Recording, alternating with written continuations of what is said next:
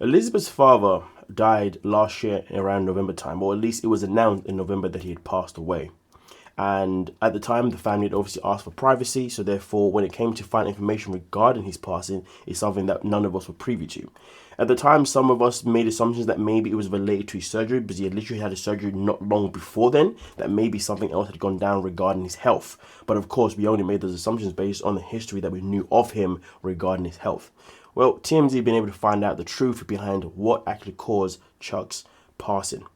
So please do proceed with caution. So, cause of death released. Now, I will say this: there were some words in here that, yeah, I can't really say. Just bear that in mind. Yeah, some scientific words, but nonetheless, though, Elizabeth's father Chuck died from blunt force injuries after falling in a bathtub. This is what TMZ has learned. TMZ has obtained documents from Hillsborough County, Florida medical examiner, and Chuck's cause of death in November was listed as a blunt impact injuries to the face and neck, including facial lacerations and fractured C6 vertebra. The report also notes a positional aplasia has a factor. Do apologize if I said that wrong. The medical examiner listed chronic alcohol use, liver cirrhosis, and acute alcohol intoxications of contributing causes, meaning he had consumed a significant amount of alcohol before the fall. So Chuck was somebody that was an alcoholic, something that we, or at least I was never known to privy to, because I guess each time we saw him on the show, he always seemed to be pretty much sober. So that was quite interesting to learn. Chuck, who appeared on multiple episodes of 90 Day Fiance Happily Ever After, had been open about his health struggles. And sure enough, the medical report also documents his history of heavy alcohol use.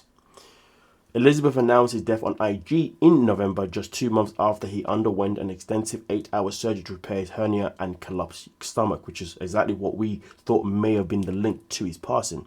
Chuck unfortunately passed away at the age of 64. May he rest in peace.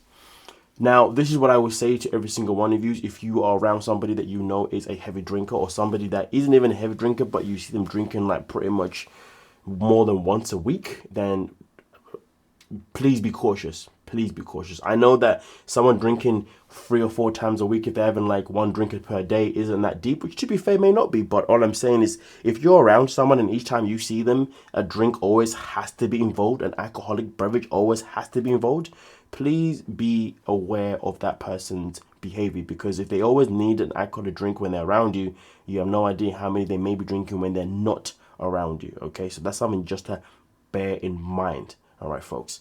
But it's all come out now, so I guess any conspiracies or any kind of thoughts or any kind of ideas that people had before, they can now all be put to bed, because we now know the truth behind his passing.